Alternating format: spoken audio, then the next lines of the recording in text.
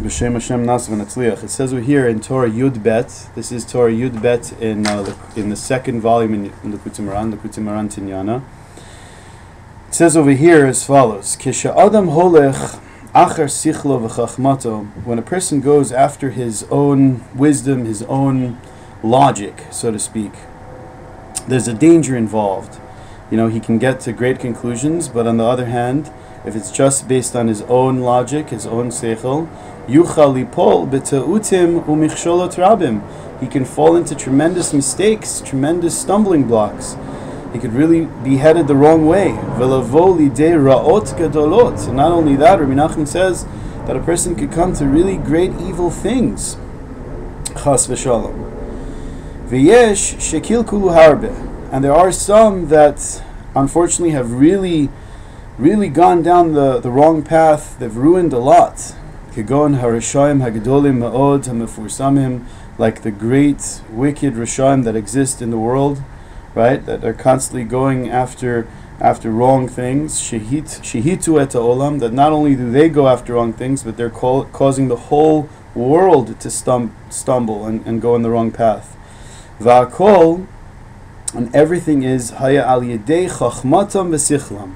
Everything is through their logic, their own calculations, their cheshbonot that they make.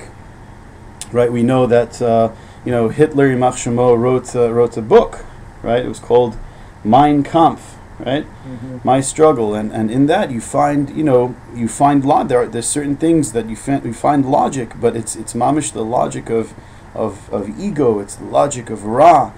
There is chachma to it, but the conclusions where you could end up, it's unbelievable.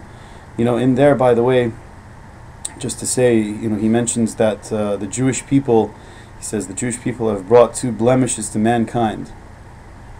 One is the circumcision of the foreskin, and two, he calls it the conscience of the mind.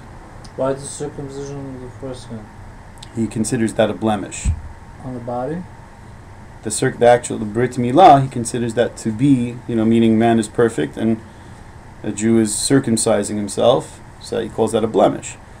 But I want to focus on the second thing. It's interesting that he calls that the conscience of the mind, which is like basically Hitler admitting, Yimach Shemo, he's saying that I want to do what I want to do in the world, but because there's Jewish people in the world, because there's like a Jew down the block and he's serving Hashem, so it doesn't make me comfortable to go in my animalistic ways or my tyrant ways. I can't because there's a Jew down the block.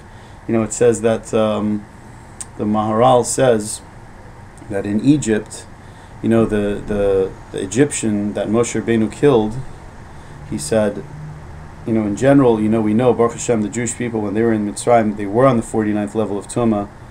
They had fallen into Avodah Zarah and things like this, but in terms of Kedusha, in terms of Brit Milah, they didn't really fall. Meaning in terms of having relations with non-Jews. They weren't, Jewish people were not having relations with non-Jewish people. Well, they weren't allowed to, Rabbi, as a caste system. They prevented them because they were slaves. In general,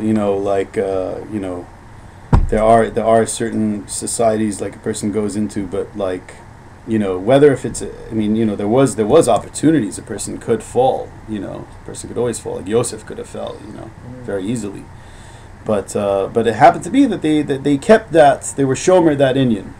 Now there was one case of a non-Jewish person having relations with a Jew. There was a man that raped a woman. And what happened was that person that raped that woman was one of the generals, one of the people that was in charge of being on top of the Jewish people. And that person that Moshe Rabbeinu killed was actually that person. So what happened? What did he see? He saw that tyrant came, and he saw that Jewish guy, that Jewish person, that whose wife he had relations with, and when he saw his face, the Maharal said, on the face of the Jewish people, since they weren't nichshol in that area, in sexuality, they had an aspect of purity on their face. So when he saw that Jew's face, he felt, he saw him, he felt so guilty, he felt so sick about what he did. So the only way he could like react was, there was this pain inside of him, so he started beating that Jew. He started beating that same Jew that his wife, he violated. So Moshe Rabbeinu, when he saw that, he said that, that's it. Like that's Ad Kan, like enough's enough. So we have to know that I'm sorry, the Maharal of Prague. Yeah. So we have to know that, first of all, like the symbol of a Yid in the world brings a certain conscience of the mind that the Goyim should really, they should be able to look at us and be like, hey, I have to act correctly because there are Jewish people in the world.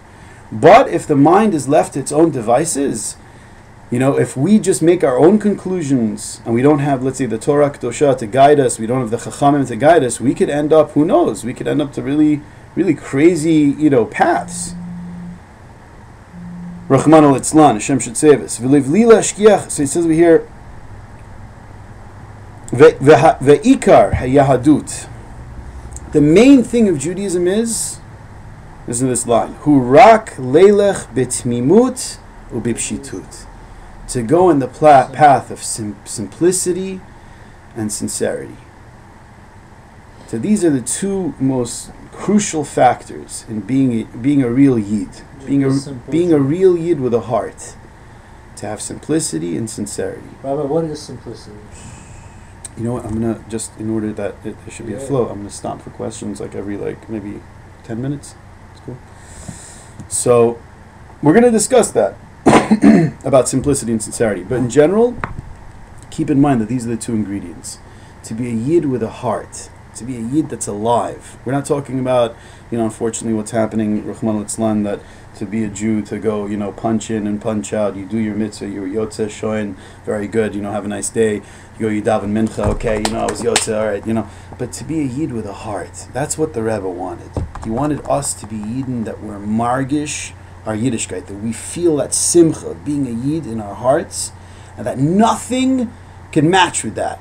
That it's so gewalt, it's so just like mamish gewaldig, that nothing could even come close. There was a story somebody recently was telling me, like there was a convert in Europe, a famous convert. His name was Avram ben Avram, right? So somebody once came to him. He said, "Listen," he's like, he was very like, he had a, he said he was a guy. He could do everything he wants. He had everything in the world.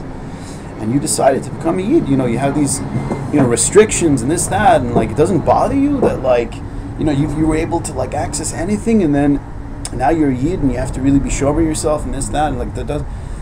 So he's like, I don't know. He's like, just to describe. He's like, I can't even describe like, just like a slight thing, like what that feeling I have when I stand by the Shabbos candles Friday night. And when they go out, finally, and I smell of that smoke of like the Shabbos candles going out, like just that feeling for a few seconds, he's like, nothing in the world can like match with that. He said that. Wow. And it was like I was like, wow. I was like, look at this. I was like, what is that? It was like just the Shabbos candles. Like, goodness, it's nothing. The Shabbos candles going out. He's like, nothing can like hit that in the world. Like we have to feel this simcha, like of being a Yid. We have to feel the specialness, the joy. We have to tap into that. It's that's what the Rebbe wants. So what are the main ingredients? Like there's a main ingredient. There's two things the Rebbe says. Every word is like with Mesiras Nefesh that the Rebbe brought out into the world. It's not so simple to categorize it in such a form. We have to what's up in lights in order to be a Yid with a heart. Tmimus. Right? And pshitus. Simplicity and sincerity. To be tamim, to be a simple Yid, not to run after sophistication, our own calculations.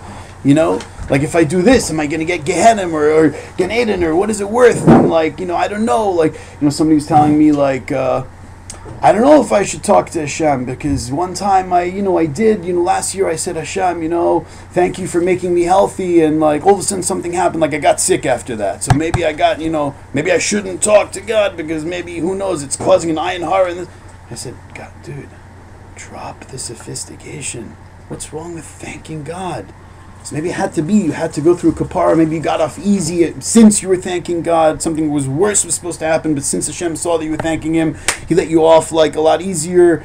You know, we don't know the cheshbonon. We're not supposed to calculate. All of the mistakes from the beginning of time happened from miscalculation and trying to like be like sophisticated. Right? Hashem said, don't eat from all the trees in Gan Eden. And then the snake comes along and he's like, hey, listen, bro, technically God said don't eat from the tree, but you know what? Like, if we eat from the tree, then we're going to sink to a lower level. But then you can do tshuva. It's brought down in the Torah, like the Rambam says, that if you do tshuva from love, then your averas become mitzvahs. So let's do a sin and then we'll do tshuva, then we'll have more mitzvahs, we'll reach a higher level. How about that?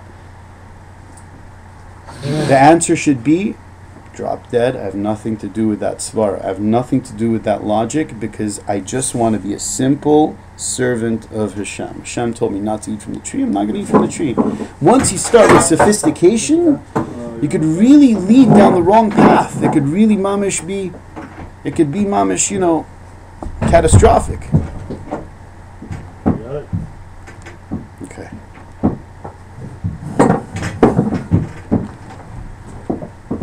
Okay, fine. Shkoyach. Okay, so Tmimut and Pshitut. Beli shum chachmot. You hear that? Without any chachmas. Ulistakel b'chol davar she'oseh. And see that everything that you're doing, right? Look at it. Think about it. Ponder. What am I doing right now? Right? That's step one. The Ramchal says that, beginning of Mesilas Yesharim, the Parak Sheni, that you should think about everything you're doing. Sheyeh sham Hashem Yisbarach, that the Eibishter should be there. That the Hashem should be with me, with what I'm doing, in my actions. V'livli lashkiach klal al kavod atzmo. And here's a hard one. Not to focus at all on your own honor. Just to do it for Hashem. Is Hashem with me? Does Hashem want me to do this or not? Rak im yesh bezeh kavod Hashem Yisbarach. Yaseh. If there is the honor of God for me doing this action, then I'll do it. Ve'im lav, and if there's no kavod Hashem in this thing, then lav. I'm not going to do it. Very simple. V'azai, and if you follow that path, Rabbeinu says, he promises, bevadai lo yekashel le'olam. You'll for sure not fall into stumbling paths. You won't sin. That's amazing. That's a haftacha. Rabbeinu is saying that if you follow, he's guaranteeing, he's saying if you follow this path of simplicity, you're not going to fall into averas. You're not. I cherish these simple, like I meet, and we'll take some questions if you have. Like Eretz Yisrael, you go, the Machne Yehuda Shuk, there's like a minion factory across the street. I don't know if you know that. Where, Matzah? No, on Machne Yehuda, the other side. So there's actually on Betzal also, there's all these like minyanim, like small minyanim, like around, like little, it's like a little hole in the world, and you walk in there, it's like, like hundreds of minyanim, like, Yidden davening, this, that, and you see some like, older Yidden, that they just like hang out there. Like most of the day, they just like hang out, let's say they come 2 o'clock and they stay till like Arvit, and like everything is like just simplicity. They have brachot, they put some mezonot and this, that, they take besamim, make a bracha, leilu nishmat this one, and there's such a, like, you could just communicate for like 2 minutes with them. Everything's like, Baruch Hashem, Chazdi Hashem, anything you ask them, they'll give you brachot, but like, every bracha will last like 10 minutes. Oh, you should see only good, and your children should serve Hashem, and it's unbelievable. You know what I mean? Simplicity.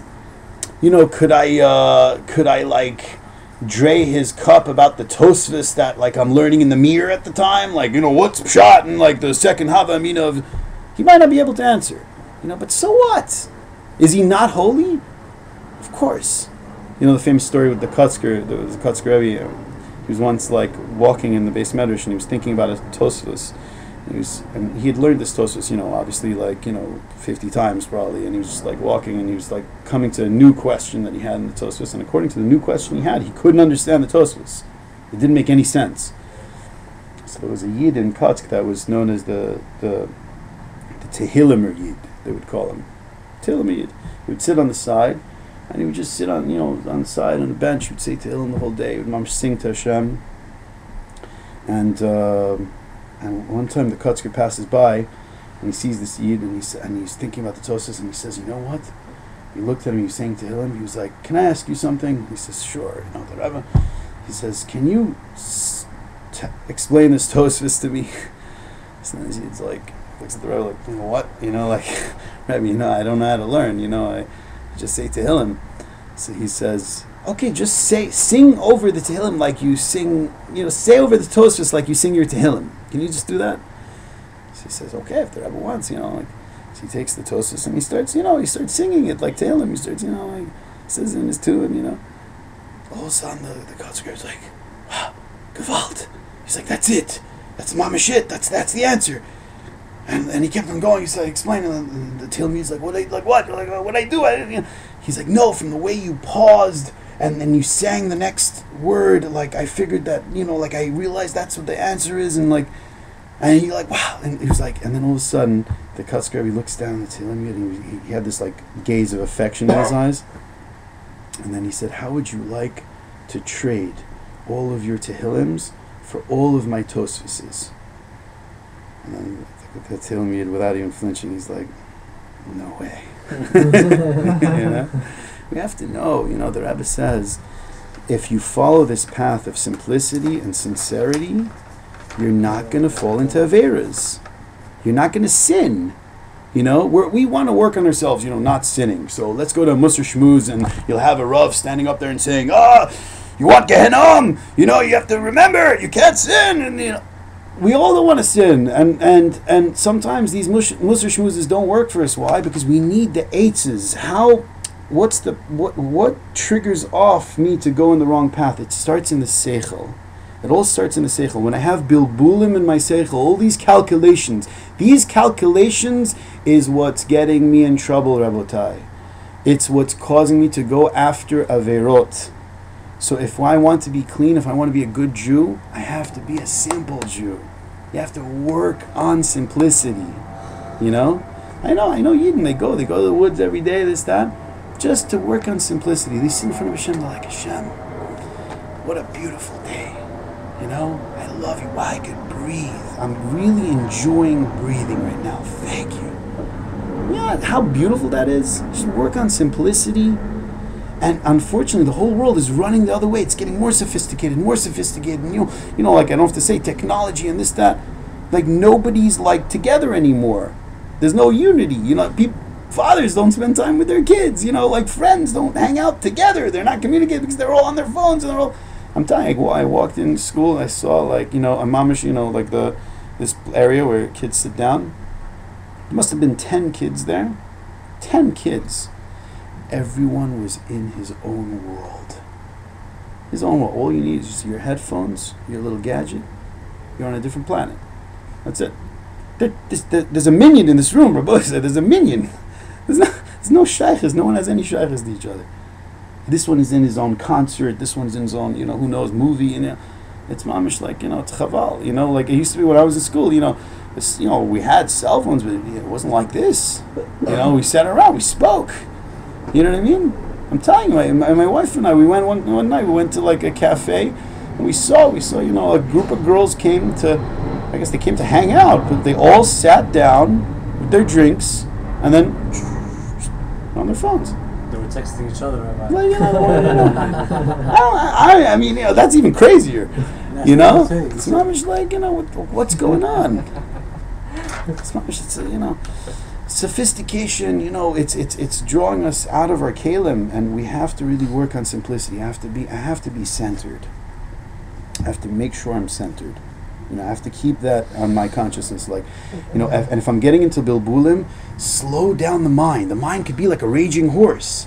You get into ideas. If I do this, if I do that, Hashem runs the world. Relax. It's giving you so much anxiety. All this when you start doing all these calculations. Yeah, sure. They did a study. There was a professor in I think in Yale. He had a class, and this class was like mamish, like, every seat was taken. Everyone went to that class. It was like he did a whole study showing that that psychologically there were people that that had a belief in religion and people that actually thanked higher source for 5 things they had in their lives every day. They had a general improved well-being versus other people that wouldn't do such a practice.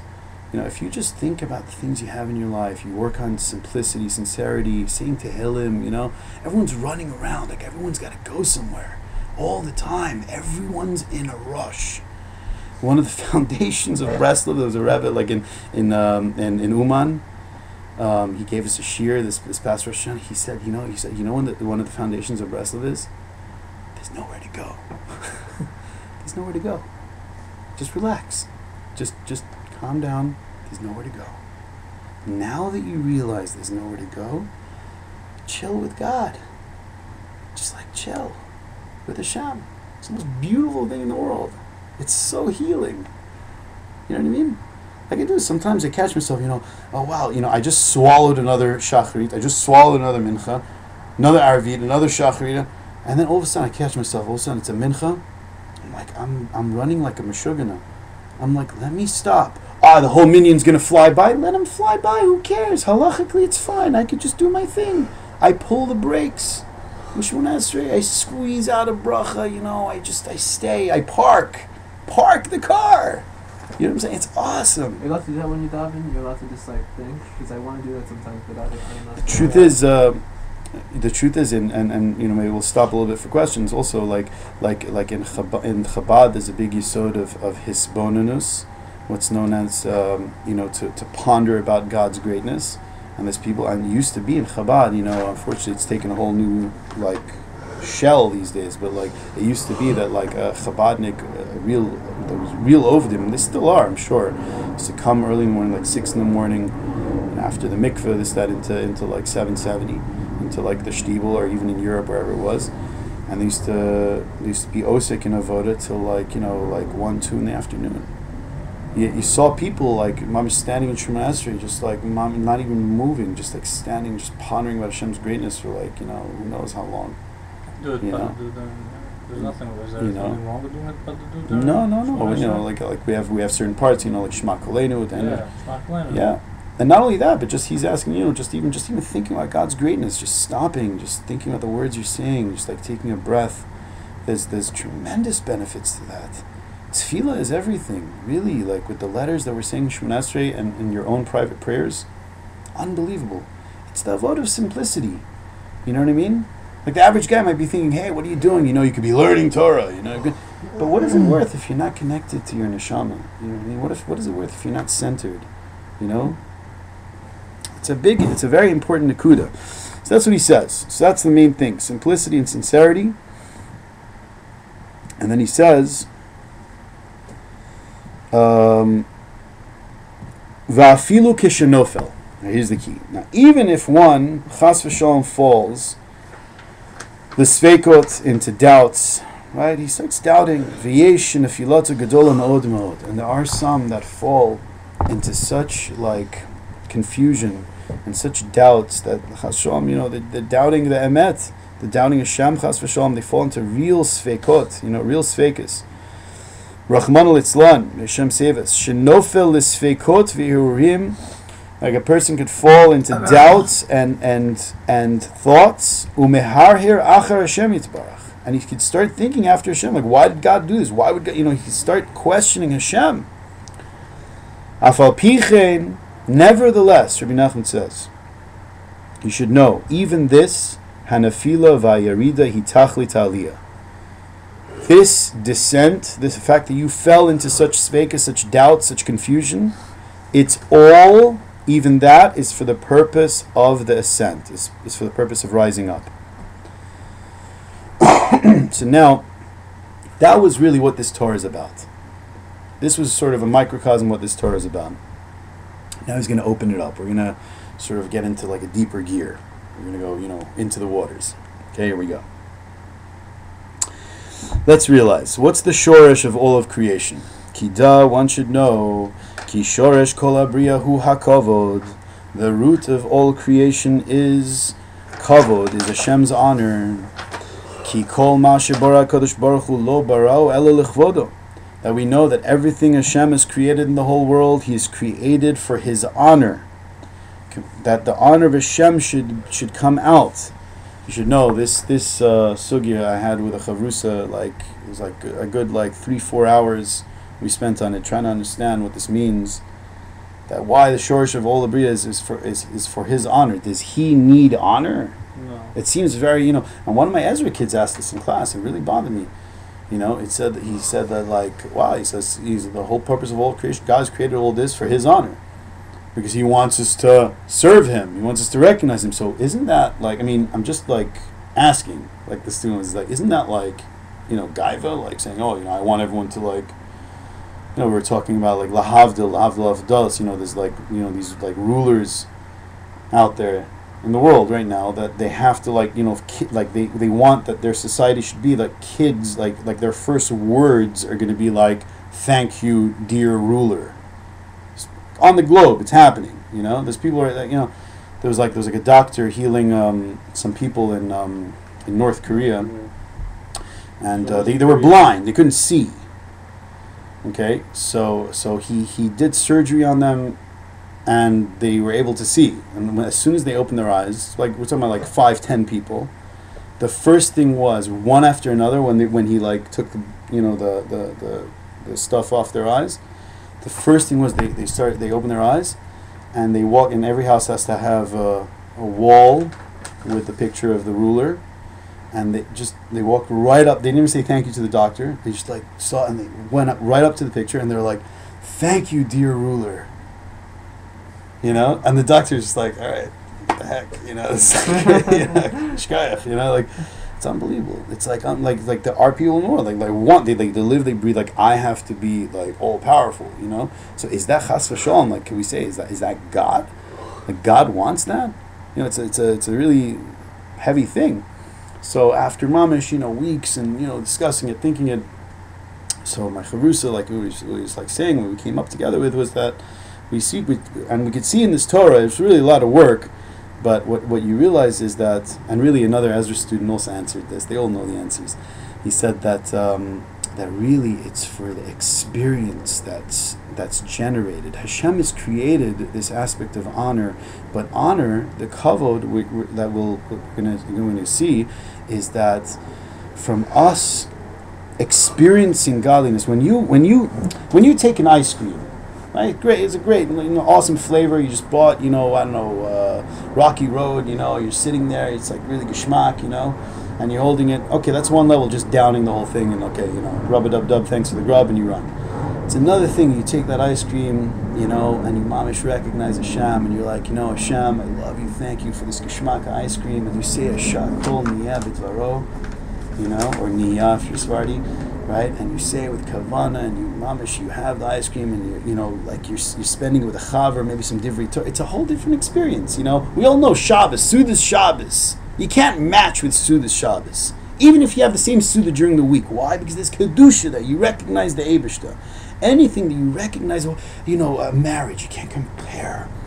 Mamish can't compare. There's secular people that get married, I was at weddings before, there's music going, there's stuff, I'm standing okay, it's guys in jeans, whatever, but you go to a Kaddish wedding, there's nigunim, you feel something's happening, there's a soul energy here.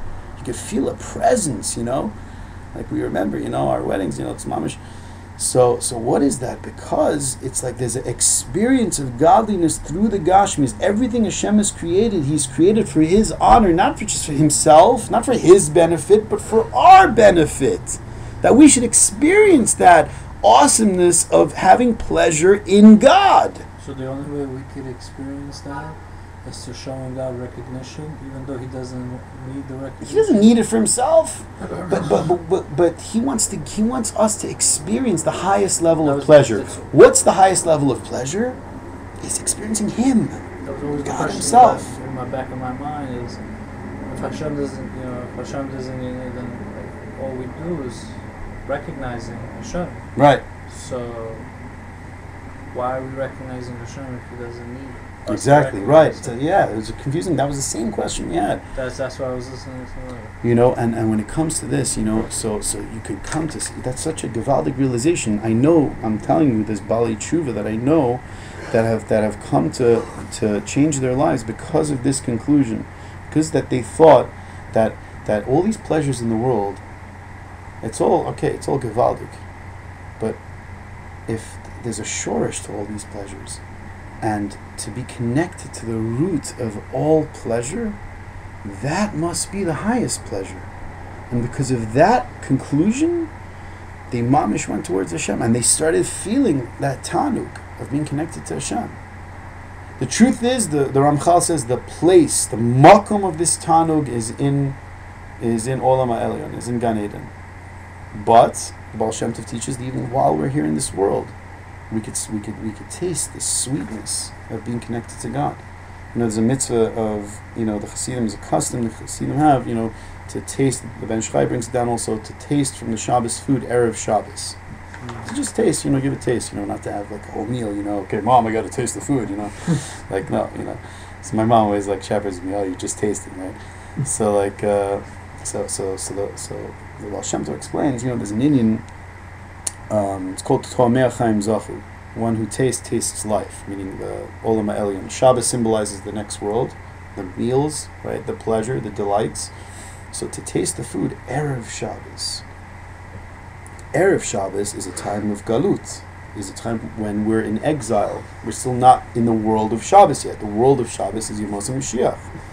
Baal Shem Tov says, yeah, to taste the Shabbos food, erev Shabbos, while we're in a state of exile, while our bodies are still in this world, we're not in the world of Shabbos yet, we're tasting the food of Shabbos already. So that's Chassidus. That's that sweetness of the derech of the Baal Shem Tov. To taste already the sweetness, the geschmack of being a Jew, right? Avram ben Avram, of the smelling the smoke of the Shabbos, just being a Yid, how geschmack it is to be a Yid. You know, I was by certain rabbis in Eretz Yisrael, like one of them, it was the Biala Rebbe, Shlita, in Yerushalayim. I had some sudas with him, you know, at his house. You know, we'd go over, we'd have sudas with him.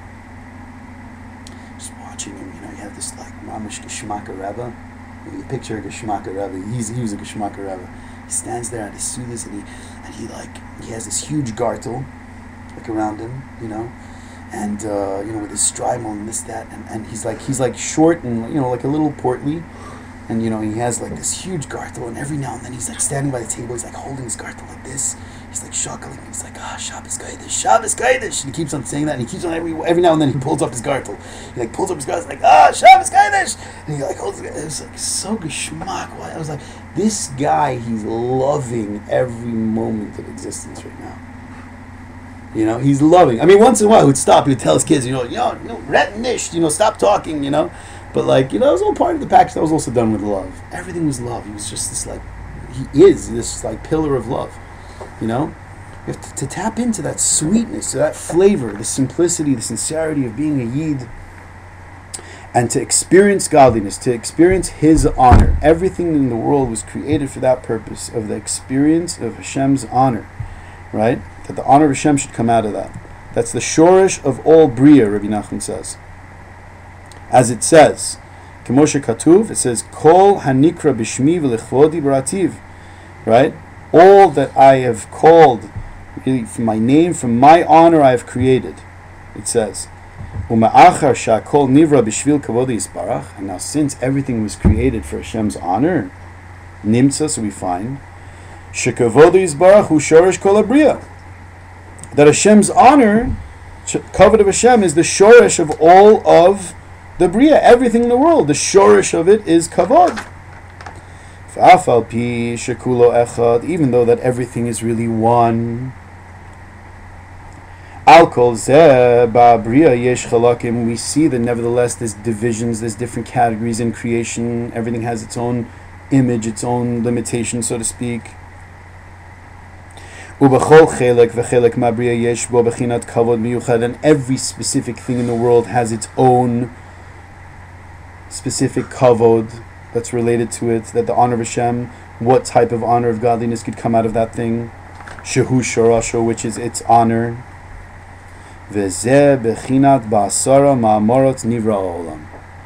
This is the aspect of that the world was created in 10 utterances. Va'alo b'mamar echad yachol libarot. Rabbi Nachman says, couldn't the world be created with one utterance? Why does Hashem have to make 10 utterances? Make one. Ella b'shvil schar ve'onesh nivra ba'asara ma'amorot.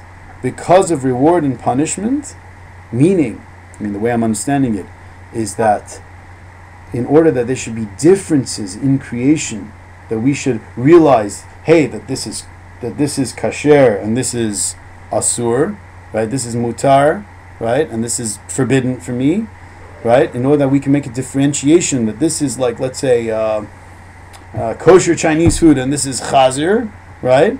So Hashem created different gradations, and these gradations came with the different utterances of creation. That caused an ability for there to be like duplicity. There should be like separation, so to speak. And because of that separation, from us interacting with the world and discerning what's right for me to do and what's versus what's wrong, I can come closer to Hashem through that. So let's see. That's the 10 utterances of creation. Ella b'shvil schar ve'onesh nivra b'asar ma'amorot. B'chol maimer u'maimer yesh bo b'chinat kavod miyuchad. And every single maimer, there was a specific kavod that came out of that. Shehu shorasho. Ki hakavod hu shorash hakol. Because kavod is the shorash of everything. V'zeh b'chinat uveichal kula omer kavod. And this is what it says, right, top of the page on page chaf, on the right column. Bechinat uvehechalo kulo omer kavod. Right, and the Shem's heichal, everyone is saying kavod. Shebachol maimer melubash bo kavodo yisbarach. That every single maimer of Hashem includes Hashem's kavod. Shal yidei ze nivra olam. That through this Hashem's honor was that Hashem's world was created. It was through this honor of Hashem. Ki melo kol haaretz kavodo. Because the pasuk says, because the world is full of His honor. Now listen to this. Ready? Va'afilu ba'averot udvarim ra'im. Chas v'sholom. Even Rabbi Nachman says when it comes to averas, could be even there. Rabbi Nachman saying, listen to this. Even there, shesham ein kavod yisbarach. It must be that because over there it can be that there's kavod of Hashem. As it says in the pasuk, "Uchvodi la'acher lo eten," and my honor I will not give to others. But the word acher is referring to the sitra achra, into averas, into tuma. Then what does he say? Sheyesh gavul la'kavod shelo yitpashet l'sham. Seems like from this pasuk it says that there's a gavul to kavod. My kavod stops here. It doesn't go into averas. It's not where Hashem's honor is. Va'afal pichein.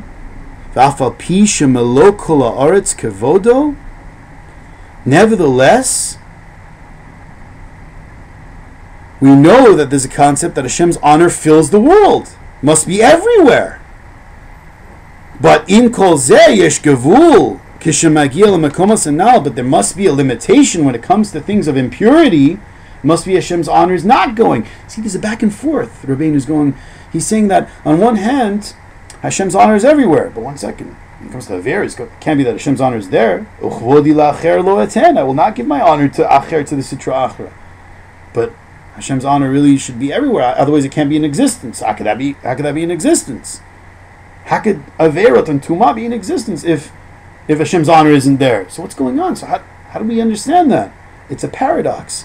Let's see. Again, there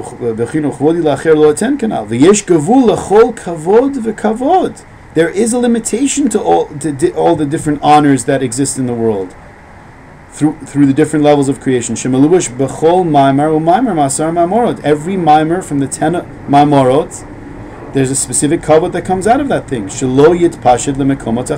That it shouldn't go into the external realms, into the realms of tum'ah, of impurity, of averot. Avalda. Now listen to this. But you should know, Rabbi Nachman says, Ki afal pichein bevadai gam hem mekablim chiyut mimenu yisbarach. It must mean that also the impure places, the averas, also must be getting their chiyus from Hashem. Va'afilu makomos hamatunafim, and even mamish impure places, filthy places mamish, or bate avodah zara, mamish places of idol worship. It must be tzarichim gam kein lekabel chiyus mimenu yisbarach. It must be that they're also receiving their chiyus from Hashem too. Achda, but one should know. Kihem mekab. So how could it be? Where are they receiving their chiyus from? Kihem mekablin. You ready for this? Mebechinas mamar sotum. They're receiving it from the hidden utterance. It's the first time being introduced to this. I thought it was just 10 utterances, revealed utterances. God said, let there be, and there was. Great. There's a hidden utterance? Yeah, there is. Shehu Bereshit. That mimer of Bereshit was a hidden utterance. It doesn't say Hashem said in the beginning Bereshit bara Elokim, but it's one of the Ma'amarot. Ma'amar Sotum, it's just brought down, right? Shehu Kolel Kol HaMa'amarot. That first mimer includes all the Ma'amaros. It's like the deepest one. It's like Keser. Vekulam mekablim chiyus mimenu. And all of the other Maimaros are receiving their chiyus from that first Maimar. V'hakavod shel Maimar Satum. And you should know the kavod that comes out of that. There's a certain light that gets generated, that gets infused into creation. You should know that light, that kavod, whose Satum v'nelam betachlis astar, is so hidden, is so mamish beyond, that you mamish can't see it. Umisham hem mekablim chiyus, and should know those places of avodah zarah and those impure places. How are they in existence? Because they're getting their chiyus from the Maimer Satum. It's such a deep mimer that it's such a light that's coming, that could come in such a hidden way into realms of creation, that can even give chiyus in places of impurity. You know, he's going to say later that there's a Gemara that says, it's a Gemara Yerushalmi, Seches Tanis. It says that if a person comes up to you in the street and he says, Heichan Elokecha, where is Hashem your God? You know what you can answer? What can he answer? You guys know? What? You don't know the Gemara? Oh, come on, you must know the Gemara. You understand? Yeah. Oh, okay, fine. Yeah. But it's a famous one. He says, "Where's your God?" He comes, he asks you, he comes and asks you, "Where's God? I want to see where's God." A guy asks you in the street, "Where's God?" Yeah, Shkoyach, in him. Yeah, you give a lot of answers. You would think you tell him, okay, you want to see God, you come to the Beis Hamikdash, come, you can experience God, come for davening, come for Shabbos, You tell him, where? It says in the Gemara, Bekrach Gadol Shel Romi. In the Roman Colosseum. Over there. I thought they said Mashiach was like in Rome. Isn't there a Gemara that says Mashiach is like waiting in Rome or something? Maybe that ties into this. Is this Gemara here? It's on the next page. It's on the next column, actually. In the middle. See that? Im Yomar Lecha Adam Heichan Elokecha. See that? Yeah, I see. Tomer Lo Bekrach Gadol Shel Romi. What? It's a place of avodah zara. It's a place, gladiators ripping each other's limbs off. You want to find him? He's right there. What are you talking about? So the Chidush is Rabbi saying, yeah, even there is God. That's the point. Hashem is everywhere. You know that song we sing with kids? Hashem is here, Hashem is there. Hashem is truly everywhere. Yeah, He's truly everywhere. They didn't make that next page, in the book, place of avodah zara and stuff. They don't show that to kids. But yeah, even there. Even mamish and shmutz itself. There's no excuse why Yid could find himself out. I'm lost and this, that. Yeah, you know where you are? The Abish is right there. You're in God's lap. That's where you are. In a way, then, doesn't that make it like a greater level of Hashem in that sense? It's like hidden? In a certain level, yeah, that place is being nourished from the highest mimer in creation, the mimer Sotum. Now, the only question is, that's why would he give, the highest, for these places? There's a concept in Kabbalah, I don't know so much, but there's a concept in Kabbalah that that the lowest connects to the highest. Such a thing like that. Is that part of like maybe like the Tikkun Olam? Maybe like I don't know. It's like ultimate. Maybe, and maybe that's probably what Meir's tapping into. Of like that's why Mashiach Tzidkenu, comes from these like sort of really gray areas, really like Yehuda Tamar, Ruth and Boaz, all these things. And Moshe Rabbeinu growing up in Beis Paro, and all these things like mamish. So it could be. So connecting the lowest to the highest. So anyway, now the problem is, we have to realize. So what do we do with this now? A person can really make crazy conclusions from this. Well, you know what? That's the highest level in Tumah. So Rahman al-Islam. So it could be so God forbid a person could say, let's get lost in the Tumah. I want to connect to the highest. You say that has a lot of connotations these days. So how do you tap into that? How do you tap into that the right way? Let's say a Jew finds himself mamish in such a craziness. It happens. You fall mamish in averas, in a disgusting place, in a situation, in a headspace that's messed up. What do you do now? So I know there's really hidden chiyus that's coming from the highest place here, but how do I tap into that? Breslov is a practical chasidus. It's not just like sit and think about spirituality. It's like practically, I want to come out with something lamaisa. So let's see what the Rebbe says.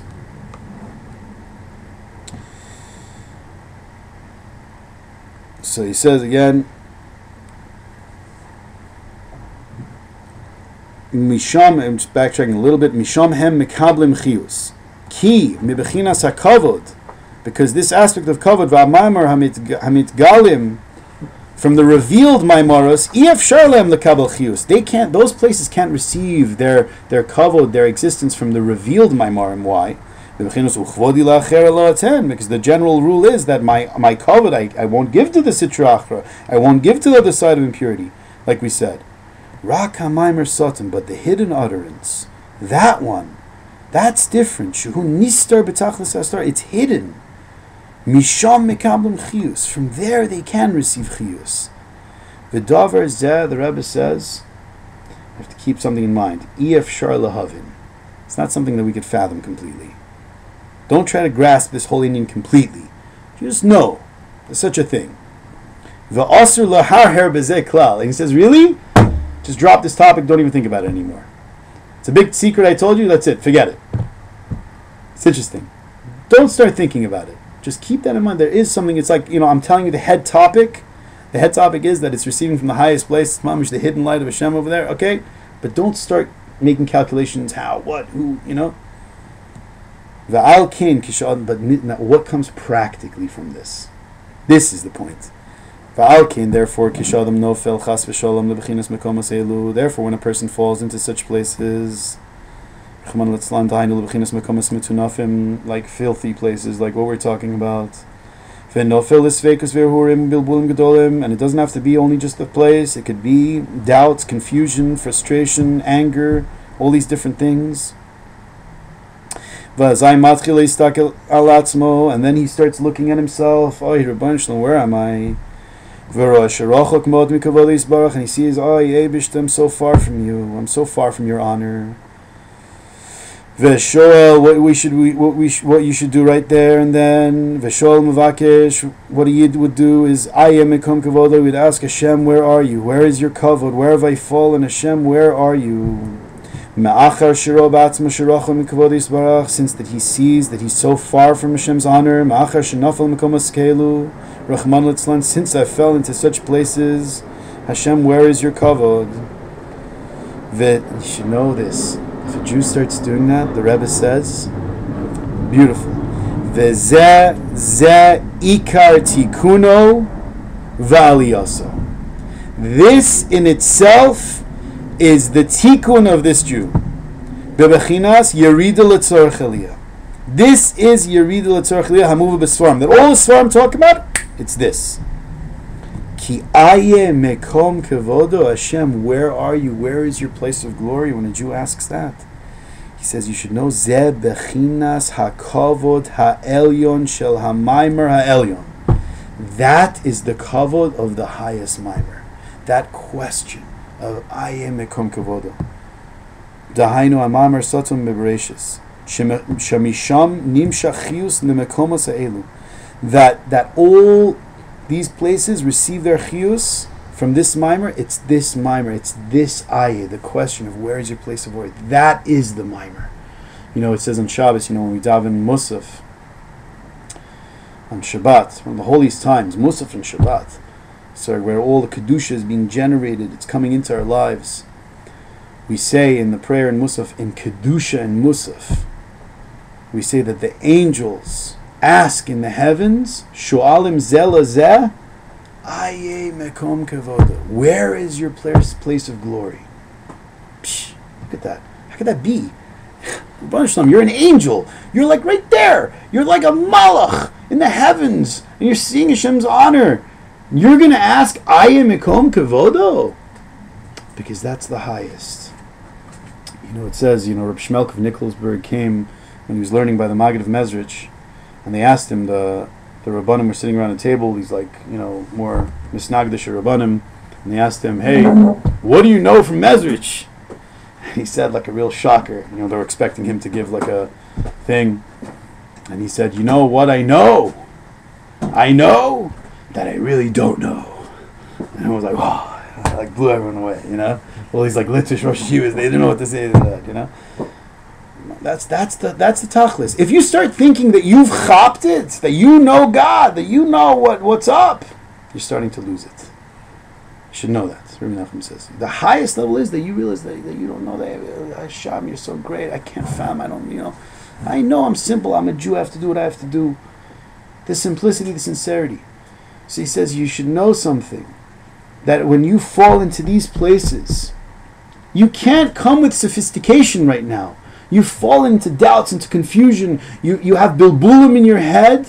The only thing that's required of you right now is not to rise above the situation, this, that, all the Sfarim and Munah, and this, that, I'm great, I'm He-Man, I'm immune. No. Be real. You're suffering. You're going nuts. You have all these doubts in your head. You have all these bilbulim. What are you supposed to do? The Rebbe says, I am Yekom Kavodo. Just ask Eibishter, where are you? Raise your hands to them and be like Hashem. The word kojai in Persian means, where are you? Kojai, where are you? Ask Hashem, where are you? I'm looking for you. It's the biggest thing. And you could try it. You try it in your life.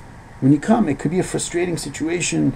All of a sudden there's pressures in your life, this, that, it's leaning in. It happens, it happens sometimes every day. The volume of Olam Haza increases. You get stuffed into a corner. What am I supposed to do? Give me an Eitzah. The Rebbe says, here's the Eitzah. You want to connect to the highest light right there? Aye. That's the light. The Ben Ish Chai says, we receive a Neshama Yetera every Shabbat, but really it's in twice. The Kisvei Arizal, it says that there's a set that comes down, Nefesh Ruach Neshama, Friday night, and there's another set that comes down Shabbos day. That's why a lot of people go to the mikvah also Shabbos day, because it's like a new Neshama Yetera. So it comes down in the middle of davening, different points in the davening. So the Ben Ish Chai says you're that not davening, you're not going to get it. No, even when you're davening, that'd be good. It says so we can take from that it's important to daven, especially with a minion. So he says that so the first chelik of the nefesh of the neshama yetera, the nefesh part is nefesh ruach neshama. So the nefesh part, he says, you receive when you say nishmas kol chai. Okay, nishmat kol. When you say that phrase nishmat kol chai, the nefesh part comes in. That's why some people have minhag, some mekubalim stand up during that time because they want to receive it while they're standing. Which prayer is it? That's after Baruch Shalmar, before Yishtabach. Then there's the ruach part of the Neshama Yetera. He says comes when you start Shmona Esrei. After you say the words Hashem Sefetai Tiftachu V'Yegitel Techa, the first Shmona Esrei, not Musaf. When you say Baruch Ata Hashem, when you bend down to say Baruch, he says that's when the ruach part comes in. And then the Ben Ish Chai says that the neshama part of the Neshama Yetera, the highest part, he says you should know. You know when that comes down? In Mincha, in Musaf, when you're saying the words Aye. When you say Aye Mekom Kavod, where? When you ask that question, where? The neshama of the neshama Yater. If you're still down with cancer. Ben Ish Chai says you stop and you have kavana that you're with the chazan and you receive it also. Where is that? In which part? It's in Musaf. And it's in Musaf, yeah. Kesser in Kesser. Only Musaf starts as Kesser. No, I think Ashkenaz says Ayah also. They don't say the word Keser, but they say Ayah. Nice try, but yeah, they also they say Yeah. So we have to keep. Look at that. You know, there's a Breslover Rav in Far Rockaway. His name's Baruch Klein. He's a big Talmud Chacham, and we were learning this many years ago, and he was telling me his teaching really, was like sort of floating above me. But then I thought I'll just tell him this interesting fact. And when I told him this, it blew his mind. He's like, wow. He's like, you see that? You receive the highest light when you're saying, where are you, God? Like in tefillah, when you're like, where? You just got to raise your hands up and be like, where? Well, you should know. It's an opportunity. Sometimes we have to realize this. If we see the volume increase in pressure and bilbulim, stuff's happening in your life, Hashem's giving you an opportunity. He wants to give you the most gavaldig light. And the way the system is that you have to go into this abyss of like nothingness, and in that abyss you got to be like, God, where are you? And then you can be like, oh, gavaldig. Now I could like hook him up. We have to keep that in mind. We have to remember this. We have to walk out of this room remembering this. It's very important. Ayim Mikom Kavod. When a Yid asks, where are you? Mirza Hashem,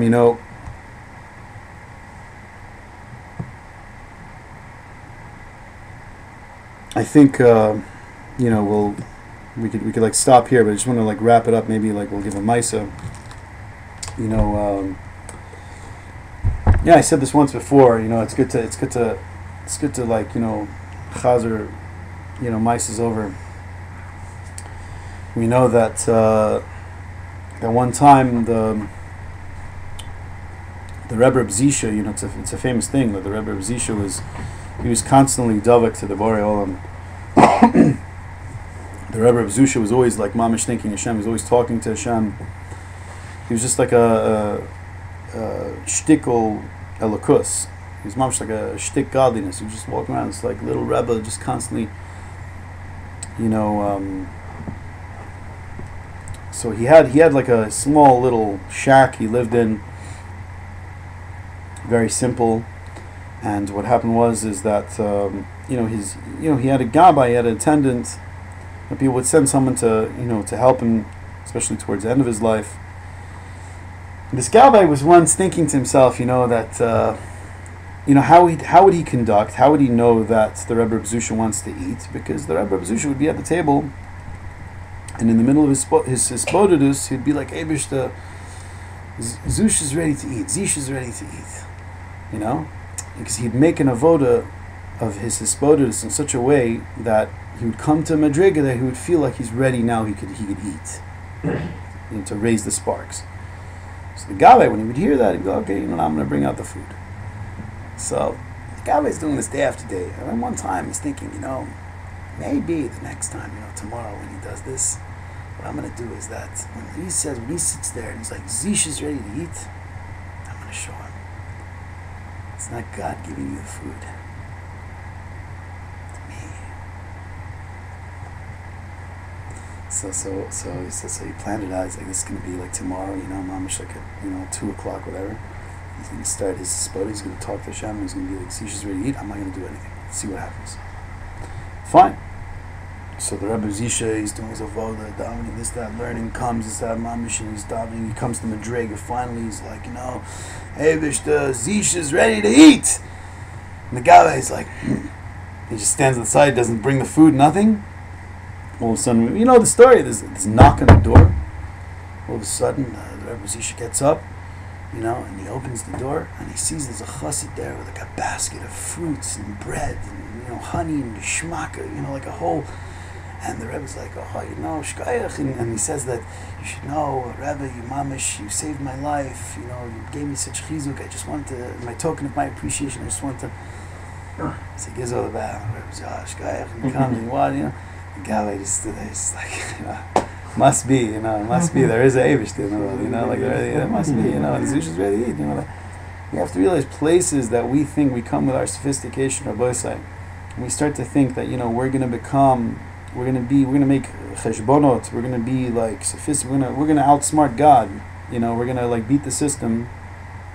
We have to know that we can't beat the system. Bottom line, you know, Hashem runs the world, and the only thing that we could do is that when we fall into pressure, that we feel like we panic and we can't do anything. Don't use sophistication. Don't try to beat the system. Turn to God. Be like, God, what's up? You know, I don't know what to do. Where are you? If you do that, all the doors open for you. There's Hashem, we should all be zocha and this shir, everyone in this room, that all the doors of kedusha should open up for us. It's Hashem, whatever a person needs, right? Beruchnius and begashmius. It's Hashem, we should be zocha to come closer to the Eibushter every single day. Shkaya. I wrote down something.